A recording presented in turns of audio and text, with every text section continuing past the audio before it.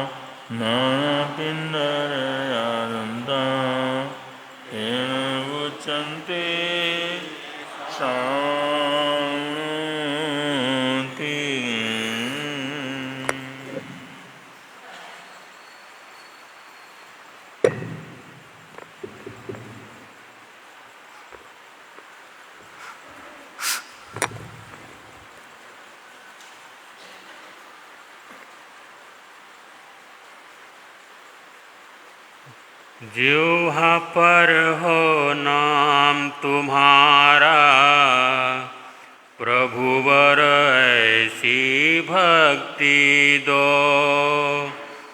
जिह्वा पर हो नाम तुम्हारा, प्रभुवर ऐसी भक्ति दो। संभावों से कष्ट सहो बस, संभावों से कष्ट सहो बस। मुझ में ऐसी शक्ति दो। जिह्वा पर हो नाम तुम्हारा, प्रभुवर ऐसी भक्ति दो। जिह्वा पर हो नाम तुम्हारा, प्रभुवर ऐसी भक्ति दो। किन जन्मों में कर्म किए थे, आज उदय में आए हैं। किन जन्मों में कर्म किए थे, आज उदय में आए हैं। कष्टों का कुछ पार नहीं है, मुझ पर वो मंडराए हैं। कष्टों का कुछ पार नहीं है, मुझ पर वो मंडराए हैं। डिगे न मन मेरा समता से, डिगे न मन मेरा समता से, चरणों में अनुरक्ति दो। जिह्वा पर हो नाम तुम्हारा, प्रभुवर ऐसी भक्ति दो। जिह्वा पर हो नाम तुम्हारा, प्रभुवर ऐसी भक्ति दो। कायिक दर्द भले बढ़ जावे, किंतु मुझ में क्षोभ न हो। कायिक दर्द भले बढ़ जावे, किंतु मुझ में क्षोभ न हो। रोम रोम हो पीड़ित मेरा, किंचित मन विक्षोभ न हो। रोम रोम हो पीड़ित मेरा, किंचित मन विक्षोभ न हो। दीन भाव नहीं आवे मन में, दीन भाव नहीं आवे मन में, ऐसी शुभ अभिव्यक्ति दो। जिह्वा पर हो नाम तुम्हारा, प्रभुवर ऐसी भक्ति दो। जिह्वा पर हो नाम तुम्हारा, प्रभुवर ऐसी भक्ति दो। संभावों से कष्ट सहो बस, समभावों से कष्ट सहो बस, मुझ में ऐसी शक्ति दो। जिह्वा पर हो नाम तुम्हारा, प्रभुवर ऐसी भक्ति दो। जिह्वा पर हो नाम तुम्हारा, प्रभुवर ऐसी भक्ति दो। आर्त ध्यान नहीं आवे मन में, दुख दर्दों को सह जाऊं। आर्त ध्यान नहीं आवे मन में, दुख दर्द को सह जाऊं। ध्यान लगा लूं तब चरणों में, हंस कर मैं तो जी जाऊं। ध्यान लगा लो तब चरणों में, हंस कर के मैं तो जी जाऊं। रोने से न कष्ट मिटे यह, रोने से न कष्ट मिटे यह, पावन चिंतन शक्ति दो। जिह्वा पर हो नाम तुम्हारा, प्रभुवर ऐसी भक्ति दो। जिह्वा पर हो नाम तुम्हारा, प्रभुवर ऐसी भक्ति दो। भले न तंदे साथ जरा पर, मन साधन अनुरक्त हो। भले न तंदे साथ जरा पर, मन साधन अनुरक्त हो। जीवन की हर श्वास तुम्हारे, भक्ति से अनुरंजित हो। जीवन की हर श्वास तुम्हारे, भक्ति से अनुरंजित हो। रहे समाधि अविचल मेरी, रहे समाधि अविचल मेरी, शांति से मेरी मुक्ति हो। जिह्वा पर हो नाम तुम्हारा, प्रभुवर ऐसी भक्ति दो। जिह्वा पर हो नाम तुम्हारा, प्रभुवर ऐसी भक्ति दो। संभावों से कष्ट सहो बस, संभावों से कष्ट सहो बस, मुझ में ऐसी शक्ति दो। जिह्वा पर हो नाम तुम्हारा, प्रभुवर ऐसी भक्ति दो। जिह्वा पर हो नाम तुम्हारा, प्रभुवर ऐसी भक्ति दो।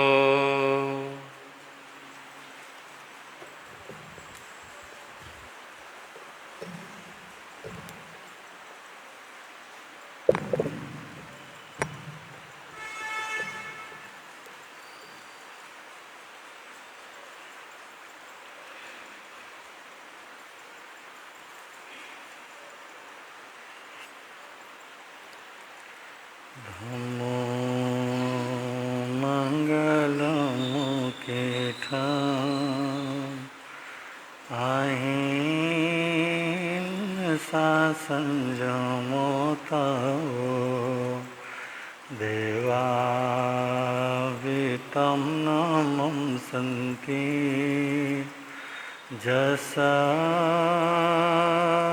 धम्मे सायामणो। दुनिया के चराचर जीवों पर कर्मों ने जाल बिछाया है। क्या साधु गृहस्थ क्या बाल वृद्ध बस कोई न बचने पाया। अति शुभ कर्मों के आने से संतों का सम जिन वाणी श्रवण करने से दुख जन्म मरण का मिटता है। दुख जन्म है समय नदी की धार की जिसमें सब बह जाया करते हैं। है समय बड़ा तूफान प्रबल पर्वत झुक जाया करते। अक्सर दुनिया के लोग समय में चक्कर खाया करते हैं।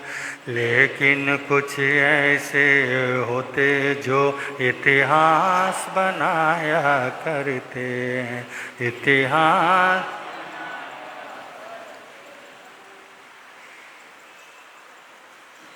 अनंत अनंतकारी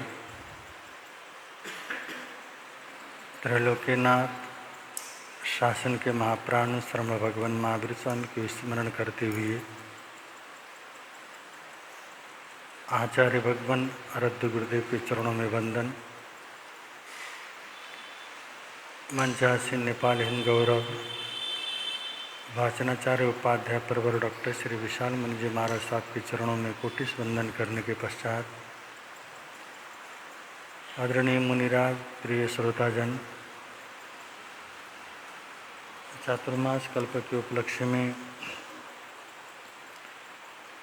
हम सब लोग जिनवाणी श्रवण कर रहे हैं। इसी श्रृंखला में विविध विषयों पर आप सब लोग प्रवचन भी श्रवण कर रहे हैं। तो प्रवचन की इस श्रृंखला को शुभारंभ करने से पूर्व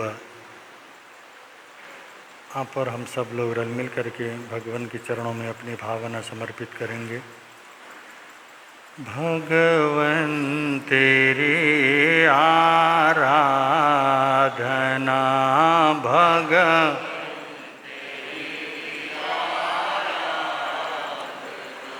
मेरी जिंदगी की शान हो, मुझे यही वरदान दो, मुझे यही वरदान।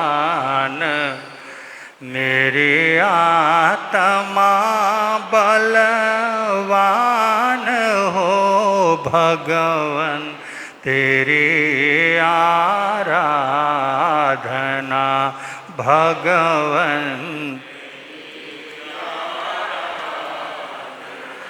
मुझे सुख की कोई परवाह नहीं, दुख में भी निकले नहीं। मुझे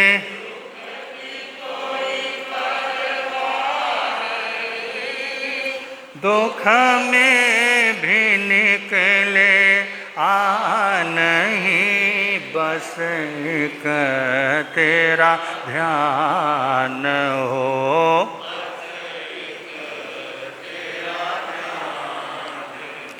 होठों पे तेरा नाम हो, भगवन तेरी आराधना भगवन तेरी आराधना।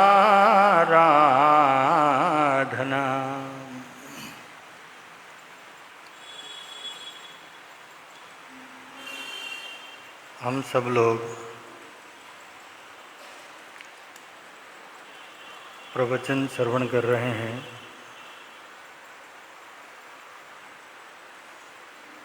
पूज्य श्री बहुश्रुत स्वामी श्री फूलचंद जी महाराज साहब की दीक्षा जयंती के उपलक्ष्य में आप सब लोगों ने विविध कार्यक्रमों के माध्यम से इस दीक्षा जयंती को बहुत सुंदर रूप में मनाया और मना रहे हैं। जिसकी शारीरिक क्षमता थी उन्होंने अपने श्रद्धा के अनुसार सामूहिक तपस्या आदि आराध्य गुरुदेव की स्मृति में अपने श्रद्धा के पुष्प के रूप में समर्पित किया। और जिनके पास ये शक्ति नहीं थी उन्होंने उन तपस्वियों का, उन साधकों का अनुमोदना करते हुए इस दीक्षा जयंती महोत्सव को हम मना रहे हैं। हमारे आराध्य गुरुदेव बहुश्रुत स्वामी श्री फूलचंद जी महाराज जैसे उनकी विद्वत्ता थी और उस ज़माने में या उस समय में उस बाल्यकाल अवस्था में जिस तरह से गहन शास्त्रों का अध्ययन हमारे चरित्र नायक श्री फूलचंद जी महाराज साहब ने किया और उनकी इस विद्वत्ता पर प्रसन्नता प्रकट करते हुए मात्र 20 वर्ष की उम्र में उनको बहुश्रुत जैसा एक गरिमामय पद से सुशोभित किया गया। और जब जीवन में ज्ञान आ जाता है तो कभी कभी वो ज्ञान का अहंकार भी आता है, और वो ज्ञान जब हमें विनम्रता देने लगे तो वो ज्ञान का मूल्य कई गुना बढ़ जाता है। जब ज्ञानी साधक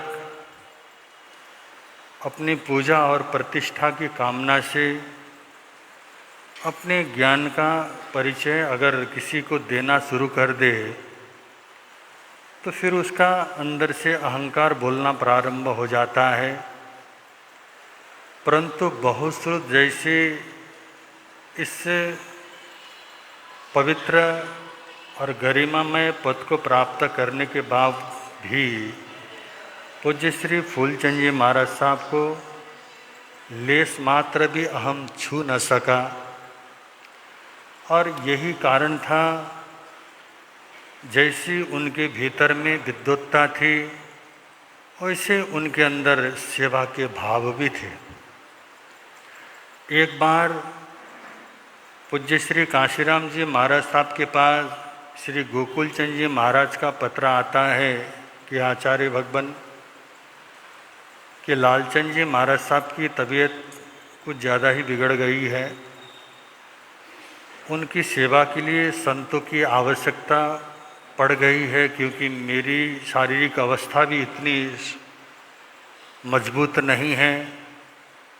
वृद्धावस्था के कारण वो भी सेवा करने में सक्षम नहीं थे। और बंधु, ये जीवन की एक घड़ी होती है, जब हमारा अंतिम पड़ाव आता है, शरीर अस्वस्थ हो जाता है, अगर हमें संभालने वाला कोई न हो तो उस समय हमारी स्थिति बड़ी पेचीदा हो जाती है। तो कोई हमारा सहयोगी साथी अगर हमको संभाल ले, हमारी विषमताओं से हमें समता की ओर लाकर हमारे संयम को सुरक्षित करने में अगर वो सहयोगी बने तो अखूट कर्मों की वो निर्जरा कर लेता है। जैसे कि आप सब लोग वाचनाचार्य प्रवर के मुखारविंद से बाह्य और आभ्यंतर तप के बारे में प्रवचन सुन ही रहे हैं। तो बंधु, जो बाह्याविद है, सेवा है, उसको भगवान ने आभ्यंतर तप की कोटि में रखा है। वो आभ्यंतर तप के रूप में सेवा को लिया है, इसलिए कहा है सेवा धर्म परम गहनो। बंधु, इस सेवा धर्म के गहनता को समझना इतना आसान नहीं है।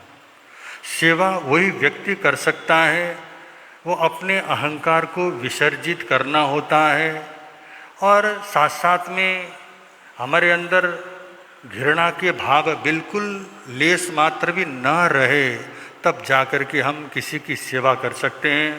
कहने के लिए वैसे तो हमारे मन में बहुत बार ऐसा भाव आता है, मैं सबको अपने बस में कर लूं, और बस में करने का भाव हमारे मन में आता ही रहता है। हमारे पत्नी हमारे बस में हो, हमारा पति हमारे बस में हो, हमारे माता पिता हमारे कहे अनुसार चलें, हमारे बच्चे भी हमारे अनुकूल होने चाहिए, हमारे कहना उनको मान लेना चाहिए, ऐसा हम लोगों के भाव रहते हैं। परंतु शास्त्र में कहा है, जो वशीकरण मंत्र है, सेवा से बढ़कर कोई दूसरा वशीकरण मंत्र हो नहीं सकता। जिसके मन में सेवा का भाव आ गया, सेवा स्वतः आ नहीं सकता। सेवा जैसी भावना का मन में आना इतना आसान तो नहीं है। सेवा के भावों को आना बहुत कठिन होता है। जैसे कि हमारे परम पूज्य श्री फूलचंद जी महाराज साहब, जब उनके पास पूज्य काशीराम जी महाराज साहब का पत्र आया और उन्होंने कहा कि सोहनलाल जी महाराज साहब के पास वो पत्र जब पूज्य श्री निहाल चंद जी महाराज और खूबचंद जी महाराज साहब के पास जब पत्र पहुंचा दिया गया, तब बंधु दोनों भाई पूज्य श्री फूलचंद जी महाराज और शांति स्वरूप जी महाराज दोनों ही सेवा में जाने को जब तैयार हो जाते हैं, दोनों का मतलब दोनों ही सेवा में जाने में समर्थ नहीं है, क्योंकि इधर पूज्य घोर तपस्वी स्वामी श्री निहाल चंद जी महाराज की वृद्धावस्था है, स्वयं खूबचंद जी महाराज साहब की भी उस वृद्धावस्था के कारण इन दोनों मुनिराज को भी सेवा भावी संत की आवश्यकता थी। तब बंदो दोनों भाइयों के अंदर होड़ लग जाती है कि मैं चला जाता हूँ, मैं छोटा हूँ, मैं चला जाऊँगा। परंतु अंत में जाकर के पूज्य श्री फूलचंद जी महाराज ने उत्तर भारतीय प्रवर्तक श्री शांति स्वरूप जी महाराज को कहा कि शांति स्वरूप, यहाँ गुरुदेव को आपकी सेवा की आवश्यकता है, तुम्हारा अध्ययन भी चल रहा है, तुम अपनी पढ़ाई के साथ साथ में अपने गुरु की सेवा भी कर सकते हो, अपने गुरु तुल्य पिता की भी सेवा तुम कर सकते हो, इसलिए तुम यहाँ पर अध्ययन करो, सेवा करो। और इस सियालकोट में जाकर श्री लालचंद जी महाराज साहब का सेवा का जो लाभ है वो मैं लेना चाहता हूँ। और बंधु, अमृतसर से सियालकोट लगभग 75 किलोमीटर की 3 दिन में यात्रा करके श्री पूज्य श्री फूलचंद जी महाराज, श्री गोकुलचंद जी महाराज और लाभचंद जी महाराज साहब के चरणों में पहुँचे और इतना मन से उन्होंने सेवा की, क्योंकि सेवा करना इतना आसान नहीं होता है। जो साधक बंदो थोड़ा उस अवस्था में पहुँच जाता है वो अपने आप में नहीं होता है। हमको लगता है कि बड़ा क्रोध आ रहा है, उसको क्रोध नहीं आ रहा होता है, कुछ आंतरिक ऐसी समस्याएं होती हैं वो हम तो समझ नहीं पाते, न वो कहने की उसके अंदर वैसी क्षमता है या कुछ कहने का उनके पास ऐसी सुविधा है। बंधु सिर्फ अनुभव कर रहा होता है, वो कष्टों को स्वयं सहन कर रहा है। थोड़ा बहुत जो प्रकट होता है बाहर वही हम लोग समझ पाते हैं। ऐसा ही बंधु, ऐसे रुग्ण साधु के, ऐसे बीमार साधु की सेवा करने के लिए पूज्य श्री फूलचंद जी महाराज साहब जो सियालकोट में पहुँचे और उन्होंने जब सेवा करना प्रारंभ किया और सेवा करते करते उनकी सेवा रंग लेके आई। और रंग लेके आने के बाद जिस उद्देश्य को लेकर के गए थे उस उद्देश्य में वो सफल हुए। सफलता का मतलब ये नहीं है कि बंदो किसी के आयुष्य को वो लंबा कर दें, ऐसा तो नहीं, परंतु अंतिम समय में, क्योंकि लालचंद जी महाराज साहब का लगभग ये अंतिम समय चल रहा था, अंतिम समय में समाधि पूर्वक वो अपने आगे की यात्रा कर सकें और अपने अंतिम समय को सार्थक कर सकें, उसमें बहुत बड़ी भूमिका पूज्य श्री फूलचंद जी महाराज साहब ने की। तो कहने का अर्थ है ऐसा बंधु कि हमारे चारित्र नायक पूज्य श्री फूलचंद जी महाराज ये ऐसे सेवाभावी संत थे। और आप सब लोगों को बहुत जो बुजुर्ग लोग हैं उनको पता ही है, घोर तपस्वी स्वामी श्री निहाल चंद जी महाराज साहब की भी अवस्था एक समय में ऐसी कमजोर बनी कि बंधु वो भी अपने आप में नहीं थे, कि बंधु कहीं के कहीं वो क्या हो जाते थे, निकल जाते थे, निकल पड़ते थे। ऐसी अवस्था में भी दोनों भाइयों ने, क्योंकि बंधु स्वयं खूबचंद जी महाराज साहब वृद्धावस्था के कारण कुछ करने के उनके अंदर शक्ति नहीं थी। पहले तो उन्होंने जितनी हो सकती थी उतनी सेवा कर डाली थी और इसलिए तो उनको परम सेवा भावी का पद प्राप्त हुआ। परंतु इस अवस्था में उनके पास भी वो शक्ति नहीं थी, शारीरिक क्षमता नहीं थी और वो बंधु बैठे बैठे सिर्फ वो सेवा का अनुभव भी कर सकते थे। ऐसे में पूज्य श्री फूलचंद जी महाराज और उत्तर भारतीय प्रवर्तक श्री शांति स्वरूप जी महाराज दोनों भाई इस तरह से दत्त चित्त और भावना से पूज्य घोर तपस्वी स्वामी श्री निहाल चंद जी महाराज साहब की सेवा में तल्लीन हुए। और एक दिन नहीं, 2 दिन नहीं, 1-2 दिन की बात होती तो बंधु आदमी किसी तरह से निकाल लेता। 7 वर्ष तक उन्होंने क्या किए, ऐसी अवस्था में सेवा की और सेवा करके फिर उनको पूर्ण रूप में स्वास्थ्य लाभ प्राप्त किया। तो कहते बंधु हमने तो सुना है, गुरुओं के मुखारबिंद से सुना है, घोर तपस्वी स्वामी श्री निहाल चंद जी महाराज साहब फरमाया करते थे, अगर ये फूलचंद न होता, ये शांति स्वरूप और खूबचंद न होता तो शायद मेरा संयम भी इस तरह से सुरक्षित हो, ऐसा नहीं होता। तो इनका बहुत बड़ा मेरे जीवन में उपकार है। तो बंधु ये सब सेवाओं का क्या होता है, प्रभाव होता है। तो ऐसे आराध्य गुरुदेव पूज्य श्री फूलचंद जी महाराज साहब कहीं भी हैं, क्योंकि जैसे आपने वाचनाचार्य प्रवर के मुखारबिंद से सुना ही था ना, इस जैन नगर की उस मिट्टी में उनका क्या है, पसीना है, पसीने से उन्होंने सींचा है। और बंदे 2 कमरे में किस सर्दी और गर्मी के अंदर किस तरह से उन्होंने इस मौसम को सहन किया होगा, उस मौसम को पार किया होगा। अभी 2-4 दिन से हम लोग देख रहे हैं, हर व्यक्ति आकर के ये कहता है कि महाराज बहुत ज़्यादा गर्मी है। वैसे तो ये हम लोग क्या कहते हैं, हर साल कहते हैं ऐसी गर्मी तो आज तक नहीं पड़ी थी, हमने कभी अनुभव ही नहीं किया। सर्दी आती है तो यही बोलते हैं, और गर्मी आती है तो भी यही बोलते हैं। हमेशा हर साल हम सुनते हैं ऐसी गर्मी इससे पहले हमने कभी देखी नहीं है। परंतु ये हमारी सहन शक्ति कम होती है, इसलिए हमको सर्दी और गर्मी अनुभव का होता है, ज़्यादा होता है। उन गुरुओं को हम क्या करें, याद करें। सर्दी हो या गर्मी हो, दोनों मौसम को मात्र इन 2 कमरे में, जिसके अंदर ऊपर छत और नीचे कमरा, ऐसी अवस्था में भी उन्होंने कैसे सहन किया होगा। सहन करके हमारे जैन नगर को उन्होंने सींचा। भले आज वो हमारे बीच में नहीं है, फिर भी बंदो उनकी स्मृतियाँ आज हमारे कण कण में है, और हमारे रोम रोम में उनकी स्मृतियाँ क्या कर रह रही हैं। पर आज वो जहाँ भी होंगे, परंतु हमसे दूर तो क्या है। हम अगर उनको अपने भावना से, अपने मन से स्मरण करें तो हमारे गुरुदेव हमारे से दूर है नहीं और हो भी नहीं सकते। और उनके गुणों का स्मरण हम लोग कर लें। इसलिए तो कवि ने कहा है,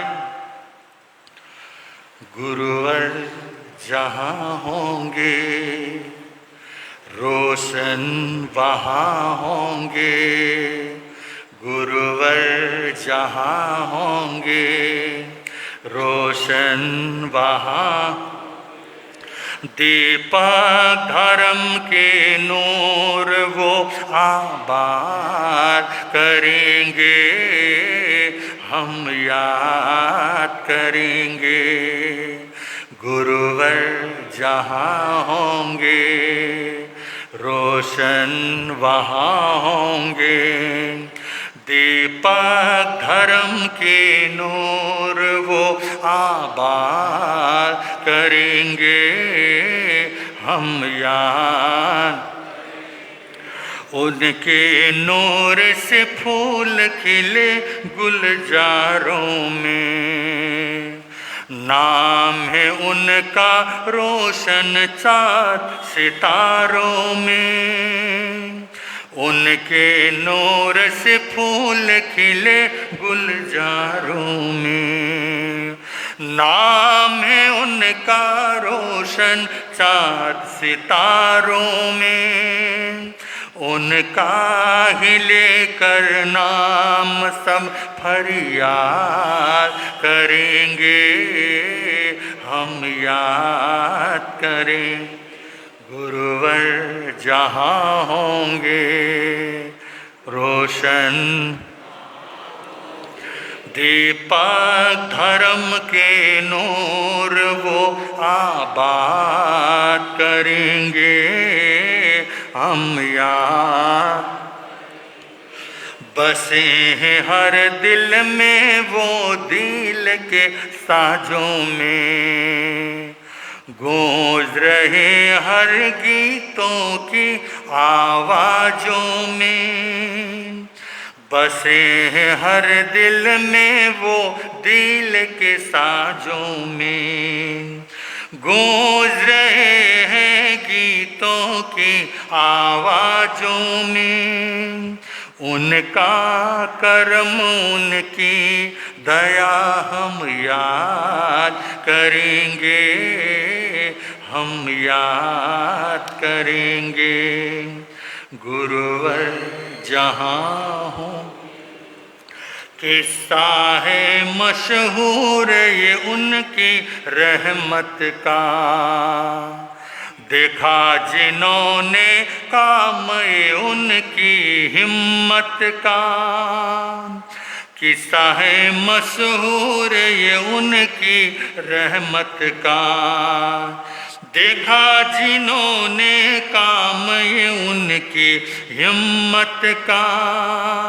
उनकी कहानी को सदा वो याद करेंगे, हम याद करेंगे।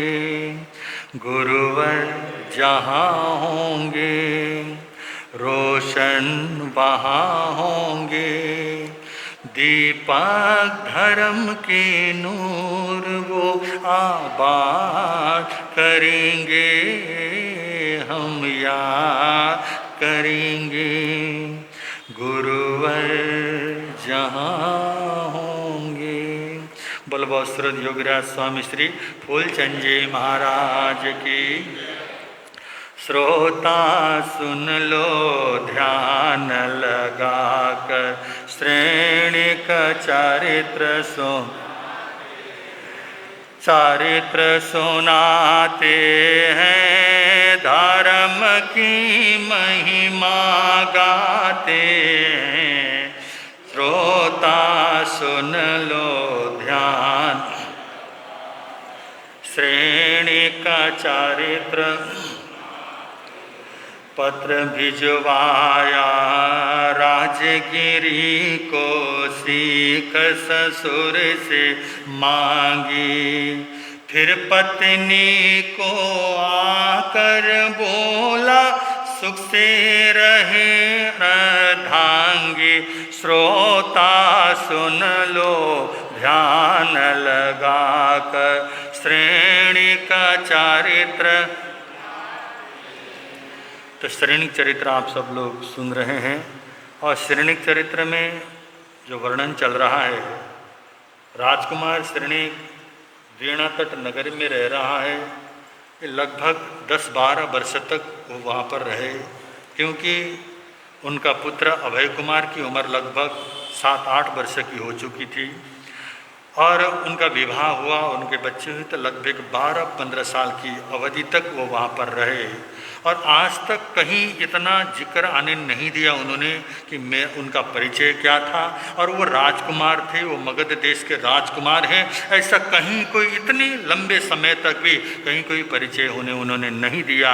और आज बंधु वो क्या हुआ, जो परिचय उनका खुल जाता है जब राजगिरी नगरी से पत्र आया, और पत्र संदेश वहाँ आकर के जब ये सूचना दी, ये मगध देश के राजकुमार हैं और वह राजगिरी नगरी से हम लोग संदेश लेकर के आए हैं, और राज संस्था की ओर से ये संदेश है। और उस समय में मगध देश बड़ा शक्तिशाली देश, और राजगिरी नगरी के जो राजा होते थे बड़े शक्तिशाली राजा माने जाते थे। और बंधु जब राजगिरी नगरी का संदेश आया और इंद्रदत्त व्यापारी को पता चला और नंदा देवी को पता चला, और पता चलने के बाद और राजकुमार श्रेणिक ने भी पत्र भिजवाया, और भिजवाने के बाद अब बंधु ससुर के पास आकर के उन्होंने कहा कि हे ससुर साहब, और मुझे लगता है कि मुझे वापस अपने देश की ओर लौट जाना चाहिए। और लौटने की सारी व्यवस्था उन्होंने की, और व्यवस्था करने की तैयारी के बाद अपनी पत्नी धर्मपत्नी श्री नंदा के पास जाकर के जब उन्होंने कहा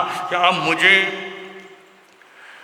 राजगिरी नगरी को लौटना पड़ेगा और वहाँ की कुछ व्यवस्थाओं को व्यवस्थित करना पड़ेगा, तब नंदा ने कहा कि आपके साथ मैं भी चलूँगी, क्योंकि आप अकेले नहीं हैं, आप हैं, आपका पुत्र है और मैं, हम तीनों क्या करेंगे, साथ में चलेंगे। तब मैं राजकुमार श्रेणिक ने कहा, जिस तरह की तुम सोचती हो ऐसा माहौल वहाँ पर नहीं है, क्योंकि वहाँ का माहौल उथल पुथल बना हुआ है। अभी तो मेरा ही ठिकाना नहीं है कि मुझे वहाँ किस तरह से प्रवेश करना है, और मुझे वहाँ कहाँ रहना है, किस रूप में रहना, और मेरा खुद का वहाँ पर ठिकाना नहीं है। तो तुम लोगों को ले जा करके मैं रखूँगा कहाँ। हाँ, इतना निश्चित है मैं राजगिरी नगरी में जाऊंगा, और जाने के बाद संपूर्ण सब व्यवस्थाएं जब हो जाएंगी और सब अनुकूल वातावरण होने के बाद फिर मैं तुमको निमंत्रण दे करके सम्मान पूर्वक तुमको राजगिरी नगरी में आमंत्रित करूंगा। जब इस तरह से समझाया, इतने सहज रूप में तो शायद नंदा देवी मान नहीं रही थी, फिर भी बंधु श्रेणिक ने बड़ी एड़ी से चोटी तक का जोर लगवा करके और ससुर साहब वगैरह सभी ने मनवा कर बंधु उन्होंने वहाँ से निकल जाने की तैयारी की। और राजकुमार श्रेणिक और बड़ा बेणा तट नगर से राजगिरी नगरी की ओर यात्रा कर रहे हैं। अब राजगिरी नगरी में किस तरह से जाते हैं और क्या उनका वातावरण बनता है और आगे की घटना क्या कहती है, समय के अनुसार आपके समक्ष रखने का प्रयत्न करेंगे। इतना कहते हैं बोल शरण भगवान महावीर स्वामी की।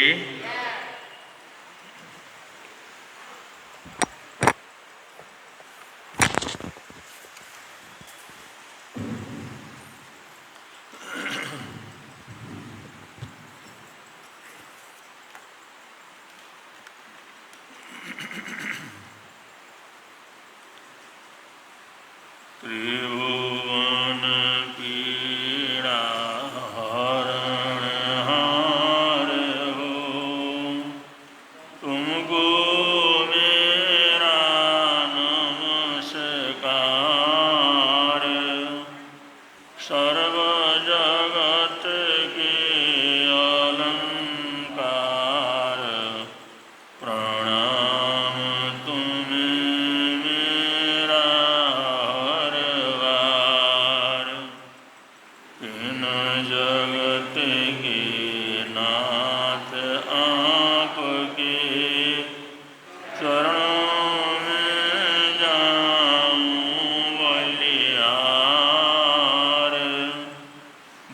भवसागर के शोषण करता तुमको वंदन बारंबार। भवसागर के शोषण करता तुमको वंदन बारंबार।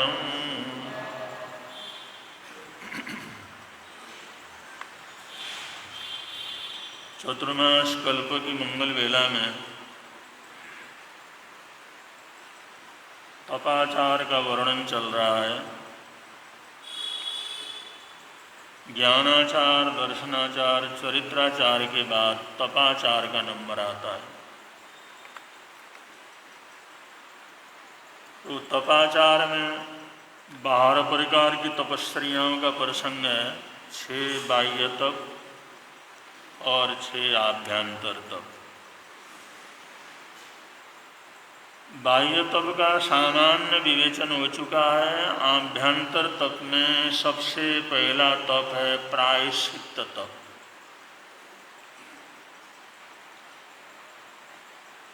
ये देखा आप लोगों ने, चाहे बाह्य तप हो चाहे आंतरिक तप हो, तप का तात्पर्य है कर्मों को निर्जरित करना, कर्मों को नष्ट करना। जो अनादि अनंत काल से हमारी आत्मा में जो कर्म पुद्गल और संस्कार हैं उनको जला करके भस्म करना। अब जैसे लोहे को, सोने को कुंदन बनाना हो, लोहे को जला जला करके स्टील बनाना हो, तो उसमें बहुत ज़्यादा ताप देना पड़ता है। और एक तो लोहा होता है जिसके ऊपर जंग लग जाता है, और उसका जब इतना अधिक ताप उसको बार बार दिया जाता है तो स्टील बन जाता है, और वो सैकड़ों वर्षों तक पानी के अंदर पड़ा रहे तब भी जंग नहीं लगता।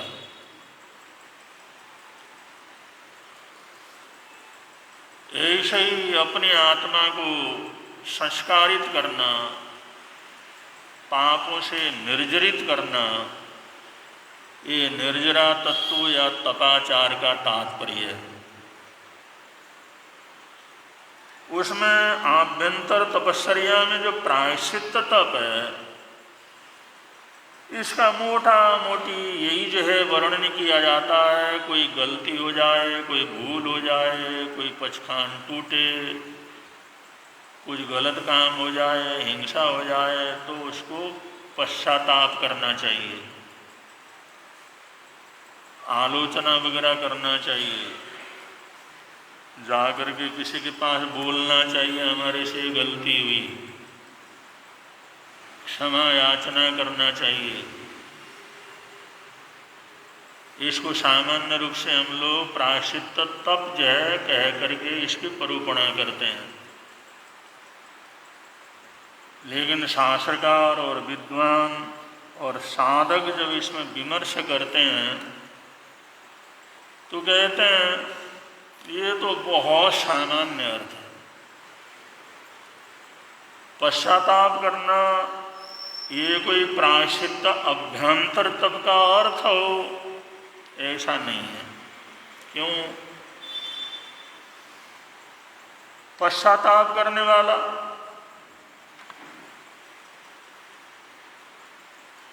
एक तो दुनिया के अंदर ऐसा कोई आदमी है नहीं जो पश्चाताप न करता। कोई दुनिया के अंदर खोजा नहीं जा सकता जो पश्चाताप जीवन के अंदर नहीं करता, क्योंकि गलतियां करता रहता, गलतियां करता है तो कुछ न कुछ नुकसान होता है, नुकसान होता है तो पश्चाताप करता है, हे भगवान ऐसा नहीं करता तो कितना अच्छा होता, मैंने ऐसा काम क्यों किया, ऐसा क्यों किया, ऐसा क्यों बोला। पश्चाताप न करे ऐसा दुनिया के अंदर एक भी आदमी ढूंढना मुश्किल है। अच्छे बुरे सभी लोग पश्चाताप करते हैं क्योंकि गलतियां करते रहते। और गलतियां करना और पश्चाताप करना। अगर इसको आभ्यंतर प्रायश्चित तप अगर हम समझें, ये तो हमारी नासमझी होती।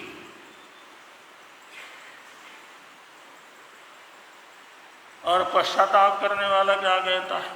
वो सोचता है मैं साधु हूँ या श्रावक हूँ या अच्छा व्यक्तित्व है, समाज के अंदर नाम है, अगर इस बात का किसी को पता लग जाए तो क्या होगा?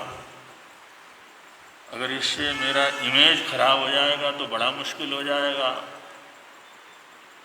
कल जवाब देना पड़ेगा तो बड़ा मुश्किल हो जाएगा। जाकर के क्षमा याचना करता है, पश्चाताप करता है, साहब मैं ऐसा तो कर नहीं सकता, करने का कोई भाव भी नहीं था, लेकिन परिस्थिति ऐसी बन गई इसलिए ये करना पड़ा, उसके लिए क्षमा याचना करता हूँ। और किसी को भी अगर गुरु को भी जाकर के कहता है भाई मेरे से अपराध हुआ है, आलोचना वगैरह करता है, गुरु कहते हैं क्यों किया? वो तो भाई ऐसी परेशानी आ गई, तो ध्यान नहीं था, कर नहीं करना, उन्हें ध्यान में था लेकिन मजबूरी हो गई थी, परेशानी हो गई थी। कभी मैं ऐसा तो करता ही नहीं, मैं ऐसा आदमी नहीं हूं, लेकिन बस हो गया वो चीज। पश्चाताप करने वाला यही तो बोलता। किसी का पैसा जैसे किसी ने दिया नहीं, ब्याज दिया नहीं, अगले ने उसको सामने लाया, उन्होंने कहा भाई मैं ऐसा आदमी नहीं हूं, मैं तो एक पैसा किसी का हजम नहीं करता, खाता नहीं, देखो मेरा व्यक्तित्व ऐसा, मैंने आज तक किसी का एक पैसा गमन नहीं किया, लेकिन परिस्थिति ऐसी बनी और मुसीबत ऐसी बन गई, उसमें मजबूरी ऐसी हो गई, ऐसा करना पड़ा, सामने ऐसा नहीं हूं।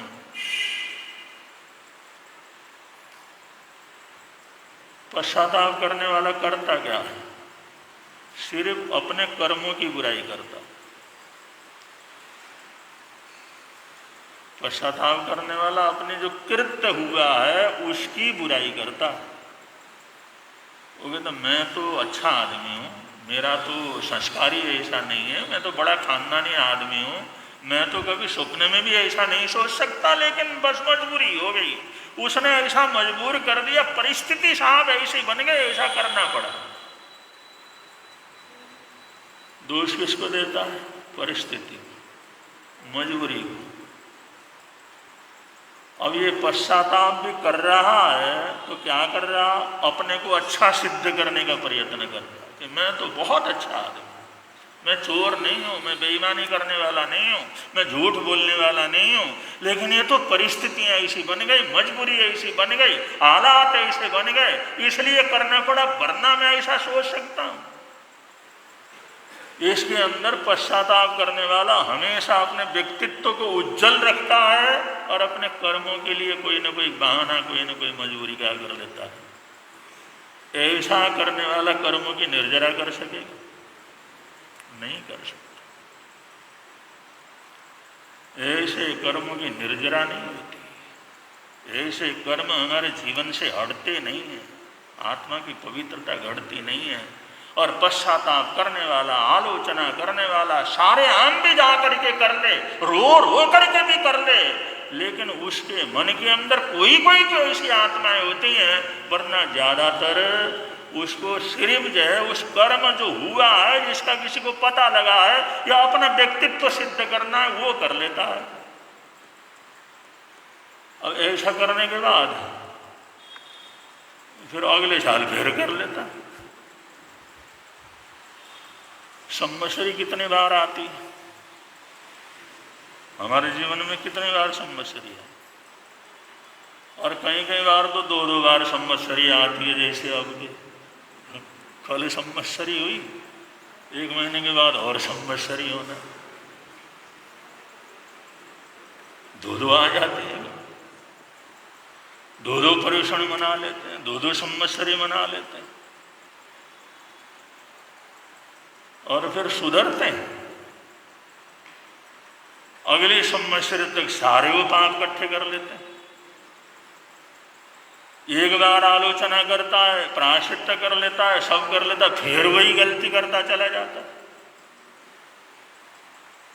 हम हजारों बार आलोचना करते हैं, लेकिन हमारी गलती करने की जो हमारी आदत है वो आदत कभी टूटती नहीं है। इसको अगर हम प्रायश्चित्त कहें, इसको आंतरिक तप कहें, तो इसका क्या फायदा हुआ? ये तो दुनिया के अंदर एक भी आदमी नहीं जो पश्चाताप न करने वाला, गलती करके न रोने वाला हो। झूठे से झूठा आदमी, बेईमान से बेईमान आदमी, वो भी रोता पिटता है।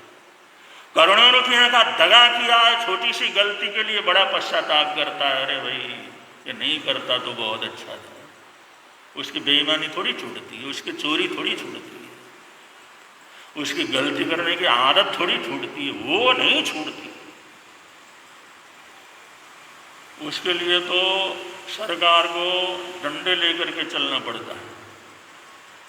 कल संवत्सरी थी और जैन लोग, जो लोग संवत्सरी मना रहे थे या कल पंचमी का उपवास कर रहे थे, तो उनका उपवास तो हुआ, लेकिन हमारे उत्तर प्रदेश के योगी ने हजारों लाखों परिवार का उपवास करा दिया। कल लाखों परिवारों का उपवास करा दिया। किसी को ध्यान में नहीं होगा। योगी ने एक आदेश निकाला, उत्तर प्रदेश के जितने भी कर्मचारी हैं, जितने भी अधिकारी हैं, जितने भी सरकारी अधिकारी हैं, अपना चल अचल संपत्ति का पूरा ब्यौरा हमारे को 3 महीने तक दो। आप लोग सोचते हैं उन लोगों ने भोजन किया होगा कल बहुत लोगों की संवत्सरी हो गई, बहुत परिवारों की संवत्सरी हो गई। न मालूम कितने चूल्हे के अंदर चूल्हा नहीं जला कल। ये योगी का ये छोटी सी लाइन, यह हम समझते हैं साधारण है, ये बड़ा भयंकर है। नींद नहीं आई लोगों को, हैरान परेशान हैं, अब करें क्या?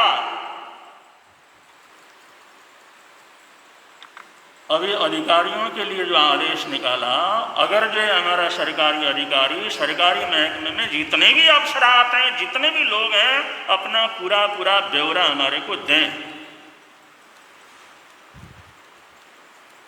जो ब्यौरा नहीं देगा उसकी तरक्की तो होगी नहीं, उसका प्रमोशन तो होना ही नहीं,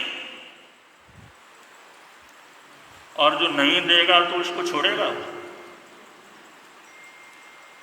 और देगा उसको भी छोड़ेगा। जो देगा कहेगा इतना आएगा से, तूने नौकरी ज्वाइन की तो तब तो तेरे पास एक भी मकान नहीं था, आज इतने बंगले कहां से आ गए? सच बोले तो मरे, सच बोले तो मरे, अगर झूठ बोले तो मरे ही मरे। जो नहीं देगा वहां तो इनिशिएशन हो जाएगा, वहां तो अधिकारी आ जाएंगे, वहां तो उनका खोज शुरू हो जाएगा, जांच शुरू हो जाएगा। नहीं देता है तो मरे, देता है तो मरे। अब कितने कर ले ये बहाना बनाएंगे, हमारे ससुराल वालों ने दिया, ये हमारे को दहेज में मिला।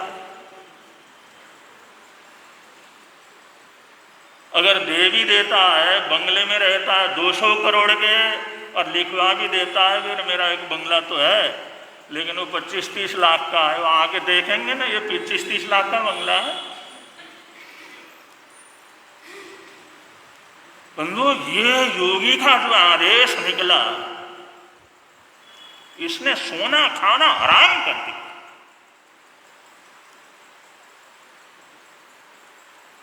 अपने अधिकारी लोग क्या सोचते हैं, वे एक सरकारी नौकरी मिल गई तो बस लूट लो किसी तरह से, कोई पूछने वाला नहीं।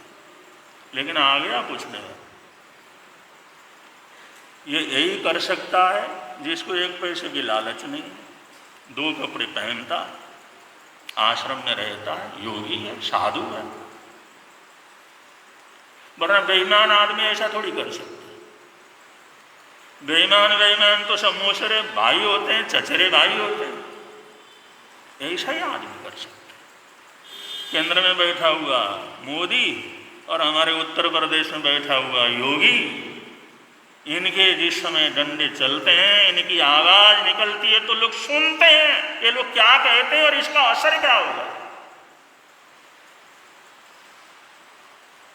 बंधु, लोग एक बार पाप करते हैं, फिर पश्चाताप करते हैं, फिर पाप करते हैं, फिर पश्चाताप करते हैं, फिर पाप करते हैं, फिर पश्चाताप करते हैं। सारी जिंदगी ऐसा ही होता रहता है। हम लोग तुम लोग यही तो करते हैं सारी जिंदगी। इसी को आंतरिक तप कहेंगे। यही हमारे को मोक्ष दिलवाएगा, इससे हमारी मुक्ति हो जाएगी, हम इससे परमात्मा बनेंगे। क्योंकि आप लोगों ने बाह्य तप को भी सुना, एक एक बाह्य तप के अंदर भी कितनी ताकत है, एक एक बाह्य तप भी कितना ताकत है। तो ये तो आंतरिक तपस्या है। तो ये हम शास्त्रों को, आगमों को पढ़ते तो हैं, लेकिन कितने ऊपर ऊपर ऊपर ऊपर ऊपर ऊपर जो है तैरते रहते, ऊपर ऊपर तैरते रहते।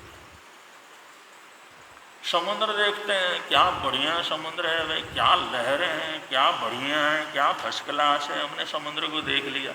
समुद्र को देखना तो तब होता है जब उसके अंदर घुसेंगे। जंगल देखते हैं, पहाड़, क्या हरियाली है, क्या महाराज कश्मीर देख करके आए, पहाड़ जाके अंदर भी गए जहाँ दिखा, वहाँ थोड़ी जाया जा सकता, वो तो दूर से देखते हैं तो अच्छा लगता है।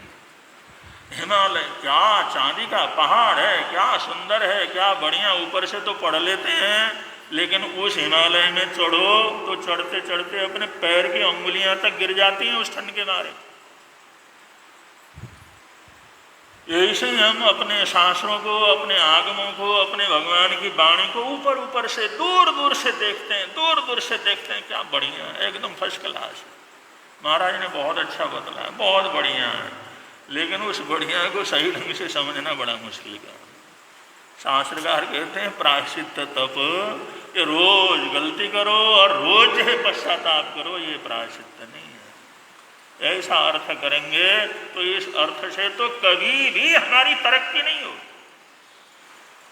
एक जीवन में जन्मों जन्मों के अंदर की तरक्की नहीं होगी।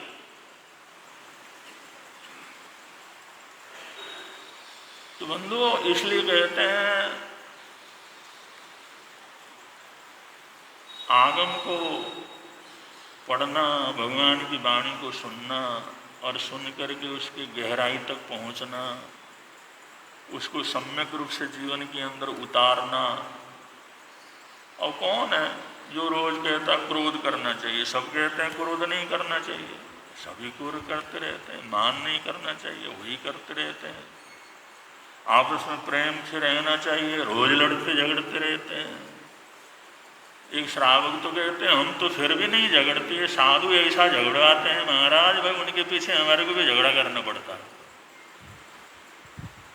वो कहते हैं हम नहीं झगड़ते, ये आप लोग हैं ना साधु संत आचार्य बड़े बड़े विद्वान, आप लोग ही हमारे को झगड़वाते हैं, आप लोग ही नियम दिलवाते हैं, आप लोग भी एक दूसरे के प्रति बैर पैदा करते हैं। वास्तविकता तो ऐसी है।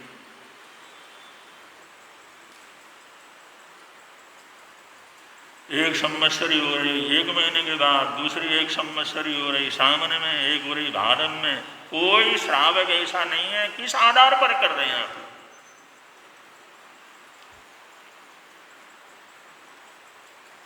अरे भाई हमने बोल दिया ना, कर लो, तुम्हारे को क्या फर्क पड़ता है?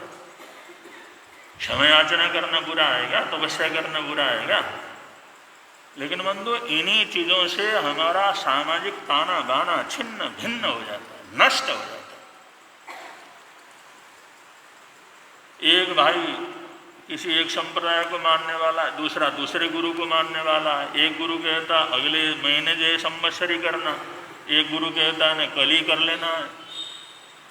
तो आपस में तो लड़ेंगे ना, घर में लड़ाई झगड़ा तो हो जाएगा ना। आपस में लड़ेंगे तो जो पढ़ने वाले विद्यार्थी को काहे को लड़ रहे हो भाई? उन्होंने कहा ये संवत्सरी उस दिन कर रहा, ये उस दिन कर रहा। मतलब फिर संवत्सरी का मतलब क्या हो? जो तुम मानो वो ठीक है, जो तुम नहीं मानो वो गलत। अब ये भगवान की बात तो नहीं रही ना, ये शास्त्र की बात तो नहीं रही ना। शास्त्र की बात होती तो एक ही जगह होती। जब आप लोग अलग अलग कर लेते हैं, अलग अलग कर लेते हैं, तो ये तुमने ही तो बनाया हुआ है, कोई भगवान का बनाया हुआ थोड़ी है।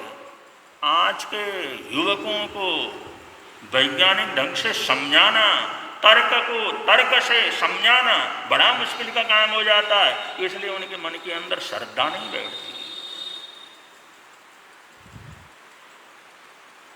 इस भेदभाव जो हमारा जो ताना दाना टूटता है ना समाज का, वो सबसे बड़ा नुकसान होता है।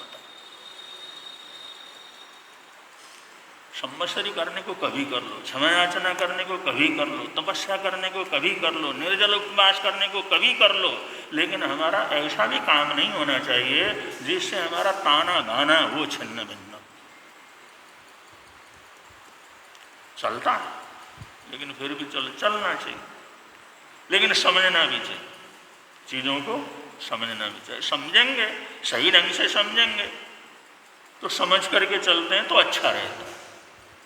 तो हम प्रायश्चित तत्व का वर्णन करते हुए कह रहे हैं, बहुत विद्वान हैं, साधक हैं, वो कहते हैं जो तुम समझते हो, जो तुम लिखते हो, जो तुम थोकड़ों में रोज पढ़ते हो, भाई गलती करना फिर उसके बाद पश्चाताप करना, गलती करना पश्चाताप करना, यही प्रायश्चित तत्व है।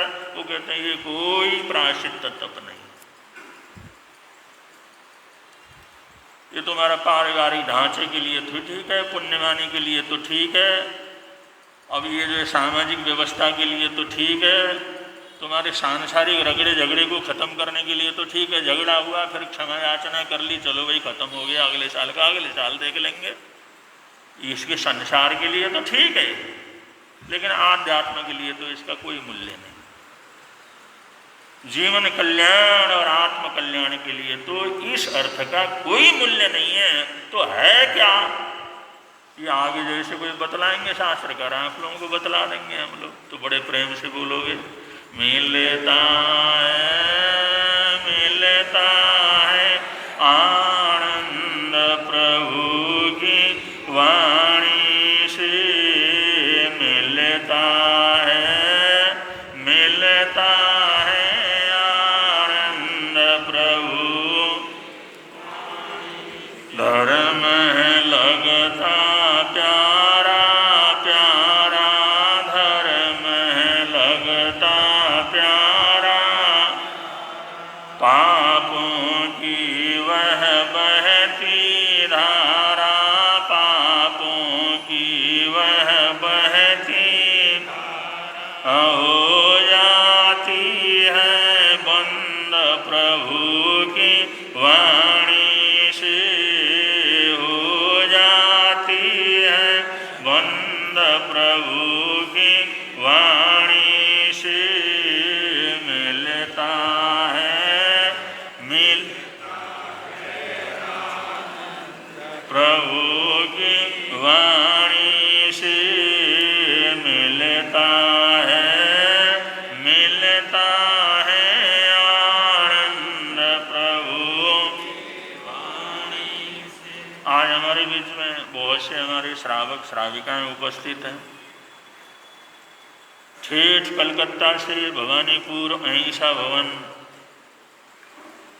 वहाँ से जैन भ्रातृ सभा, उनके अध्यक्ष श्री हरीश जी जैन आए हुए हैं, खड़े हो जाओ।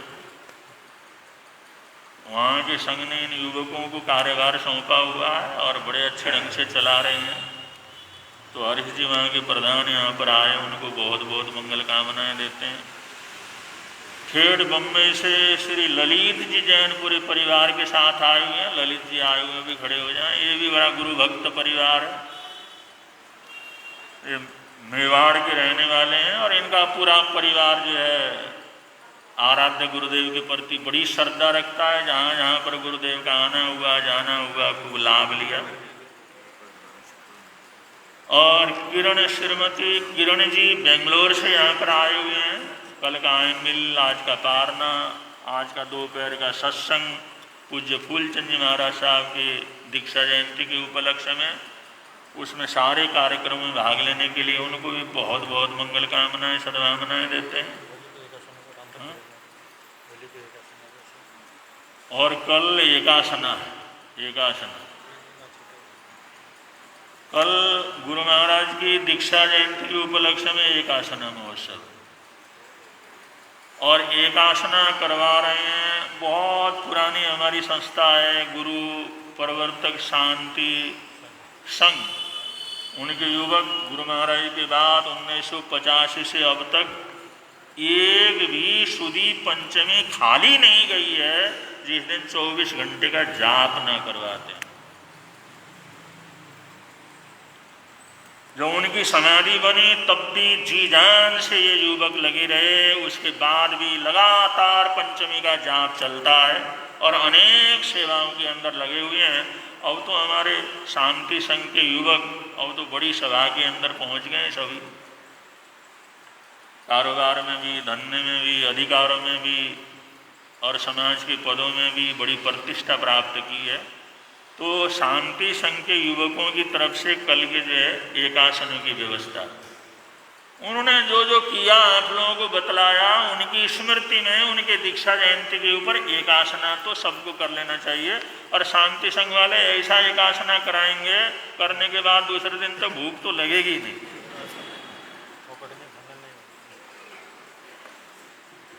ऐसा मस्त जो एकासना कराएंगे वो लोग, इसलिए सबने एकासना करना। एक तो गुरुओं का स्मरण है, अपने बच्चों के जो है सेवा को, बच्चों को सेवा देने का, आपके ही तो सब बच्चे हैं, उनको खूब सेवा का लाभ दो, ज़्यादा से ज़्यादा करो, जिससे उनका भी उत्साह आगे से आगे बढ़ता रहे। तो कल के एकासनों का सबने ध्यान रखना है। और हमारे बीच में बड़ौद का श्री संघ, वहाँ के मंडी से भी और शहर से भी दोनों संघ के हमारे पदाधिकारी, प्रबुद्ध श्रावक, क्योंकि यूपी और यूपी में बड़ौद, मेरठ, कांडला वगैरह ये सब गुरु महाराज के पुराने क्षेत्र रहे। और कोई साल जाते नहीं जाता था जब हमारा दीक्षा वगैरह हुई, इन्हीं इलाकों के अंदर गुरु महाराज यहाँ थे, चतुर्मास हुआ, चलो भाई यहाँ से चले, इन्हीं छोटी लाइन के क्षेत्रों को फर्श करके आए यहाँ पर। और बड़ौद के साथ तो हमारा बहुत गहरा संबंध है। एक तो आराध्य गुरुदेव का चतुर्मास हुआ 80-81 में, मंडी में सबसे पहला गुरुदेव का चतुर्मास हुआ। उस समय हम पढ़ते थे, पढ़ाई करते थे, व्याख्यान वगैरह कर लेते थे, अभी सीखे हुए थे, थोड़ा थोड़ा कर लेते थे। लेकिन व्याख्यान होने के पहले ही लोग मंडी में इधर उधर दुकानों में अपने, जैन लोग नहीं, जैन तो आते थे थाने में, जो नॉन जैन हैं वो भी बाहर कुर्सी डाल करके बैठ जाते। वो श्रेणिक चरित्र सुना ना, ये श्रेणिक चरित्र वहाँ सुनाया था, वो कहते श्रेणिक चरित्र हमने सुनना। तो थाने तो भरता, गली की भर जाती। दुकानों के सामने बैठ करके लाउड स्पीकर लगे हुए थे, दोनों तरफ इतना भीड़ भाड़ नहीं था, इतना जो है हावल्ला भी नहीं था, इतने बाइक तब कहाँ थे, इतने खुला रहता था। तो अपने अपने दुकानों के सामने बैठ करके सुनते थे। उन्होंने हमारे को बड़ा उत्साहित किया। एक दिन भी नहीं करते आ जाते थे। आज महाराज ने वो कथा क्यों नहीं की, आज श्रेणिक कथा क्यों नहीं किया, तो उन्होंने बड़ा उत्साह दिया। तो हमारे को बड़ी खुशी हो जाती थी, जब इतने लोग सुनते हैं तो फिर खूब तैयारी करके सुनवाओ। और दूसरा हमारा गुरु महाराज के देवलोक के बाद आराध्य गुरुदेव से अलग होकर के तो क्या स्वतंत्र चतुर्मास, वो भी हमारा बड़ौद के अंदर शहर में।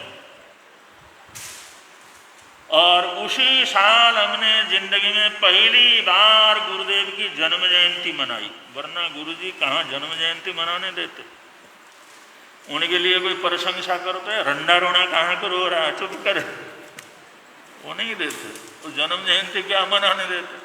वो बड़ौद में हमने जो मनाया था, तो उस समय जो गुरुदेव के कुछ 20-21 वर्ष का, वो 18-20 वर्ष का, 16-17 वर्ष का चल रहा था आइमिल।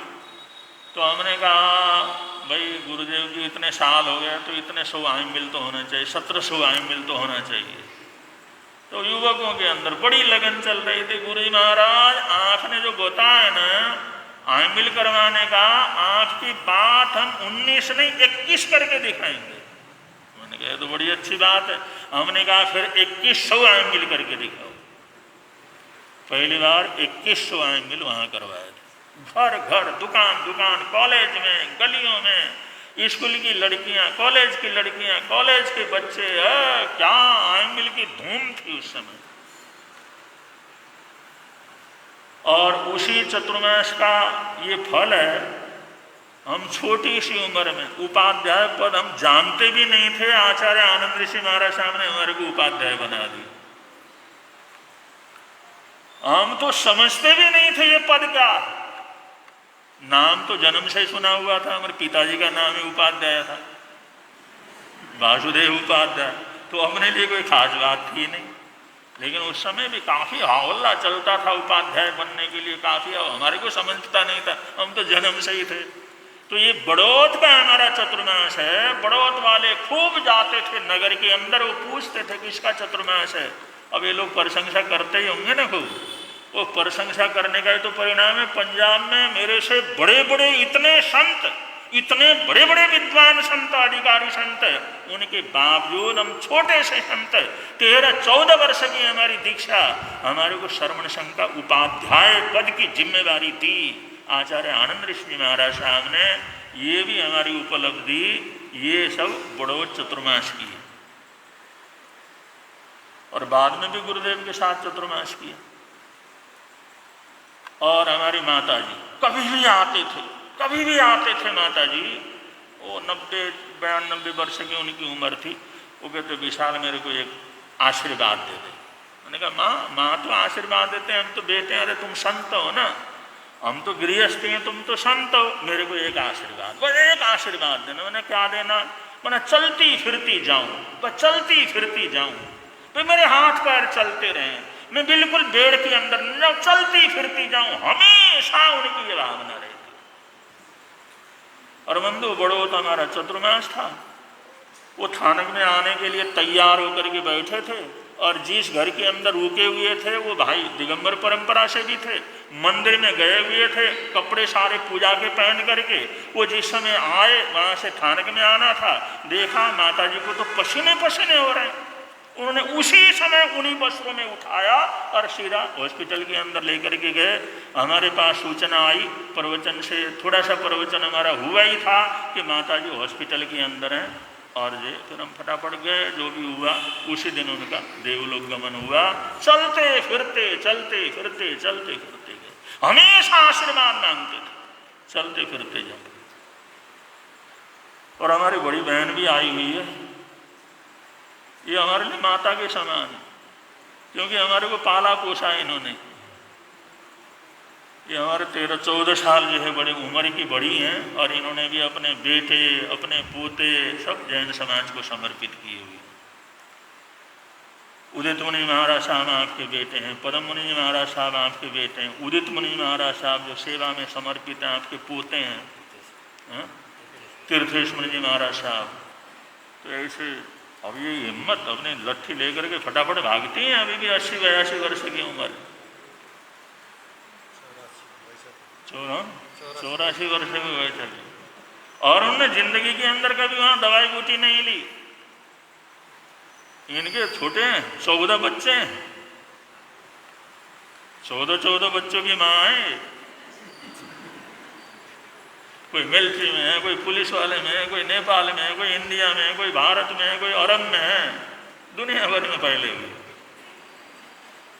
लेकिन पुराने लोग, वरना आजकल तो जो है आदमी कहाँ जो है सोचता है वैसे जमाने में बूढ़ा हो जाता है। ये पुराने लोग कभी कोई हॉस्पिटल नहीं गए, कभी कोई इलाज नहीं करवाया, पहाड़ों में रहे, और आज 84 वर्ष की उम्र में भी अपना फटाफट चलते फिरते घूमते फिरते। हम सोचते हैं भगवान हमारे को भी ऐसे ही रखे, चलते फिरते रहें, चलते फिरते रहें। तो आज हमारा बड़ौत का संघ आया हुआ है, और बड़ौत का संघ उसके साथ माता जी का स्वर्गवास बड़ौत में हुआ, तो हमारे लिए बड़ी पुण्य भूमि है वो। तो आज संघ आया हुआ, जो आए हुए हमारे संघ में बड़ौत वाले खड़े हो जाओ। ये हमारे बड़ौत के श्रावक हैं, जिन्होंने हमेशा ही जो सेवा का लाभ लिया। श्राविका जी भी आई हुई हैं, तो आप लोग आए, सबको बहुत बहुत मंगल कामनाएं, सद्भावनाएं। अब संघ की तरफ से सूचनाएं, उससे पहले पचकान है। आज का एक आसना भी आसना किसी वो तो एक आसना भी आसने का बचकान, आज के एक आसना भी आसने का बचकान। वो सरे आज के आयमिल का प्रत्याख्यान, आज 22 तारीख का आयमिल मोना जैन का है, अगर आए हुए हैं तो।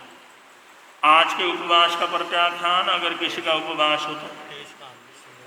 हाँ, शिमला जी का आज 23वां आयमिल है, शिमला माता शिमला जी, उनका आज 23वें आयमिल का बचखान गो सर्व। तपस्या करने वालों को, तपस्या करने वालों को आज का जो जाप है,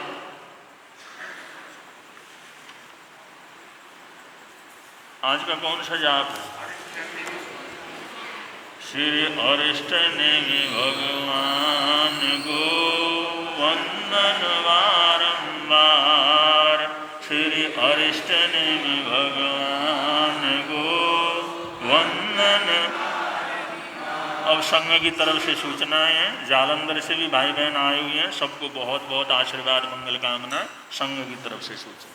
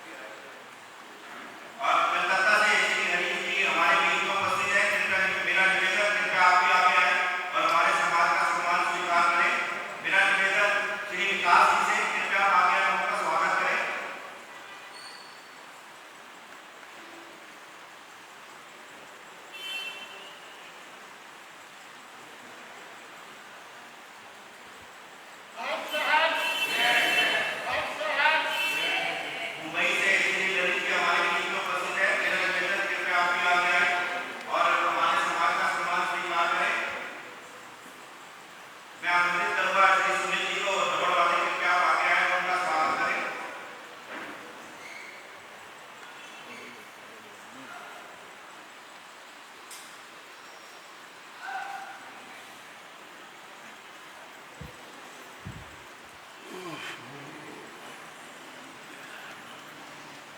भरूच से मां के समाज के कोषाध्यक्ष श्री अमित जी वो भी हमारे बीच में उपस्थित हैं।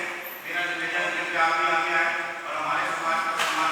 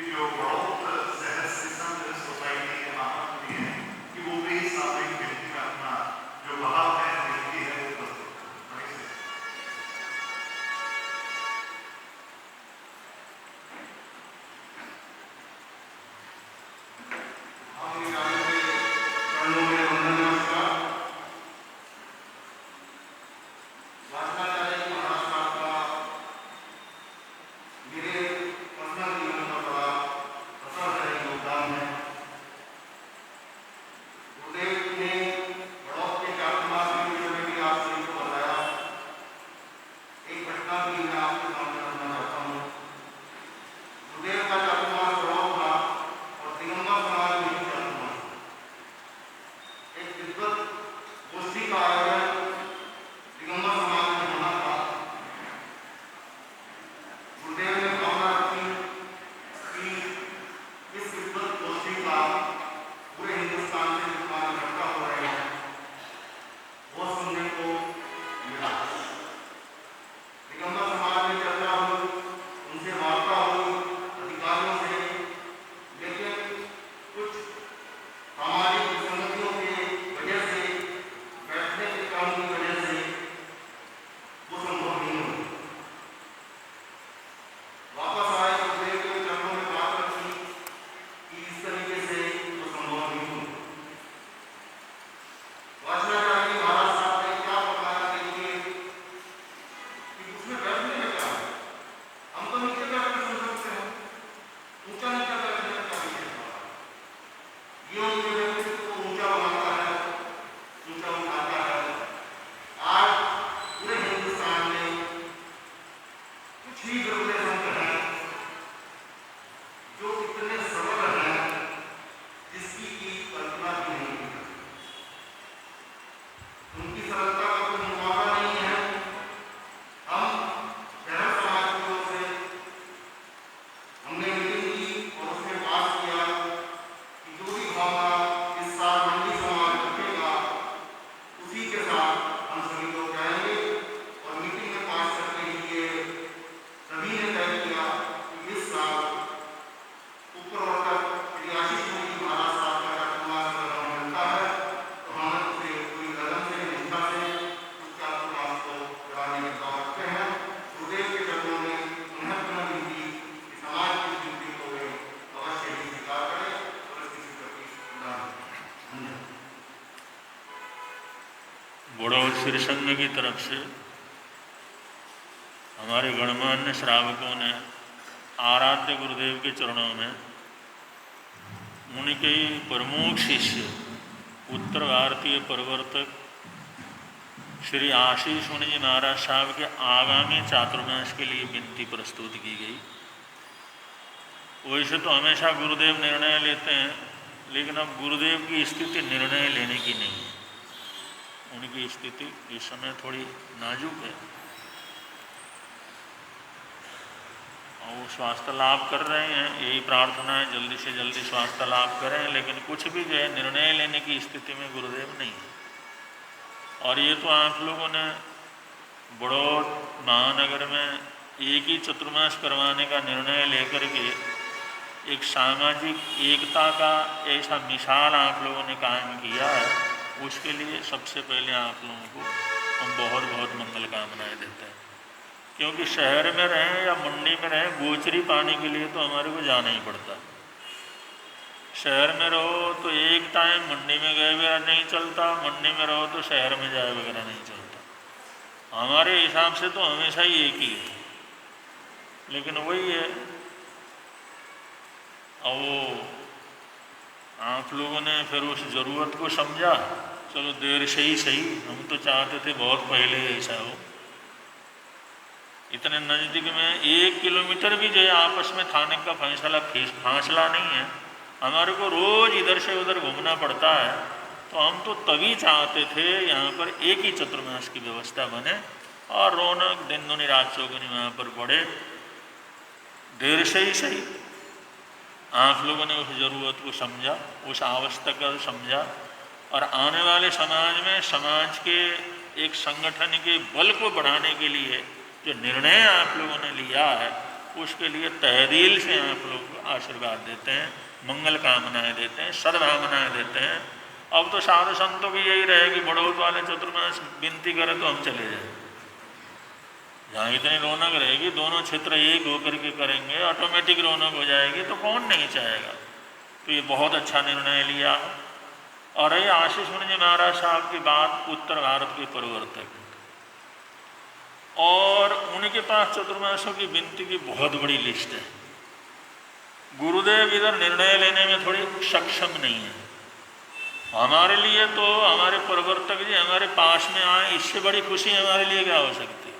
गुरुदेव की तबीयत को देखते हुए हम तो चाहते ही हैं ऐसा समय हमारे सभी संत आसपास के अंदर रहें, जिससे गुरुदेव से मिलना जुलना दर्शन करना वो भी हो जाए। और वो प्रवर्तक जी एक तो उत्तर भारत के प्रवर्तक हैं, दूसरे हमारे चाचा जी हैं, दूसरे हमारे उम्र में बड़े हैं, तो हम आदेश उदेश तो कोई दे नहीं सकते। इतना कहते हैं तुम्हारी विनती के साथ हम भी सम्मिलित हैं। और वहां जाकर के उनका मन बनाना ही आप लोगों का काम है। सबसे पहले तो करने वाले का मन बनाना जरूरी है ना। तो उनका मन बनाना, उनको जो है ये आवश्यक समझाना भाई आपको उधर पधारना बहुत ज़रूरी है, उसके लिए गुरुदेव का बहाना आपके पास बहुत अच्छा है। और तुम्हारे क्षेत्र की एकता ये भी बहुत अच्छा है बहाना, बहुत बढ़िया चीज़ है। तो इसलिए जाइए, प्रवर्तक श्री जी का मन बनाइए, तुम्हारी विनती के साथ हम भी सम्मिलित हैं। और संघ की तरफ से सूचना है। श्री बालाभूषण जी जो साहिबान दास हमारे बीच में उपस्थित हैं, उन्होंने 2100 रुपये की राशि समाज को भेंट की है। समाज की तरफ से आपका बहुत बहुत धन्यवाद और आभार। अब जयकार है। बोले शासन प्रदेश श्रवण भगवान महावीर स्वामी की जय। सभी आचार्य भगवंतों की जय। वर्तमान आचार्य सम्राट डॉक्टर शिव मुनि जी महाराज की जय। घोर तपस्वी स्वामी श्री ज्ञानचंद जी महाराज की जय। दादा कुलदेव स्वामी श्री खूबचंद जी महाराज की जय। संत संरक्षक स्वामी श्री फूलचंद जी महाराज की जय। देवलोक उत्तर भारतीय प्रवर्तक कुलदेव श्री शांति स्वरूप जी महाराज की जय। पंडित तत्वोपाध्याय श्री हेमचंद जी महाराज की जय। श्रवण संगीत सलाहकार विश्व काव्य तपस्वी रत्न रानी श्री पूज्य कुलदेव श्री सुंदरी प्रकाश जी महाराज की जय। नेपाल गौरव आस्था नगर उपाध्याय डॉक्टर श्री विशाल मुनि जी महाराज की जय। उत्तर भारतीय प्रवर्तक राष्ट्र संत श्री आशीष मुनि जी महाराज की जय। नवकाल संसाधक पंडित श्री विचक्षण मुनि जी महाराज की जय। उपप्रवर्तक श्री अभिषेक मुनि जी महाराज की जय। नेपाल के श्री मानव मिलन संस्थापक राष्ट्र संत श्री मणिभद्र मुनि जी महाराज की जय। सब साधु साथियों की जय। जैन धर्म की जय। श्रवण संघ की जय। आज के आनंद की जय। सतारि मंगलम और्यंता मंगलम सिद्धा मंगलम साहू मंगलम केवली पुनर्तो धम्मो मंगलम। चत्तारि लोकोत्तमा और्यंता लोकोत्तमा सिद्धा लोकोत्तमा साहू लोकोत्तमा केवली पुनर्तो धम्मो लोकोत्तमो। चत्तारि शरणं प्रपद्यामि अर्यन्ते शरणं प्रपद्यामि सिद्धे शरणं प्रपद्यामि साहु शरणं प्रपद्यामि केवली पुनर्तं धम्मं शरणं प्रपद्यामि। ये चार शरण दुख हरण जगत में और न शरण कोई होगा। जो भव प्राणी करे आराधन उसका अजर अमर पद होगा। उसका